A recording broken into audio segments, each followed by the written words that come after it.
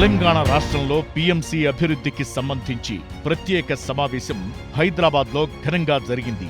ఈ సమావేశంలో the PMC trust chairman Shri Datla Hanumantharaju గారు, the pyramid spiritual trust Hyderabad chairman Shri Vijayabhaskar Reddy గారు, PSSM media limited managing director Shri Anand Kumar గారు, ఎగ్జిక్యూటివ్ డైరెక్టర్ శ్రీ బాలకృష్ణ గారు మరియు ది పీఎంసీ ట్రస్ట్ నూతన సభ్యులైన ఎస్ హనుమంతరావు గారు, భూపతిరాజు గారు, మేకా వెంకటేశ్వరరావు గారు, ఇతర సభ్యులు పాల్గొన్నారు.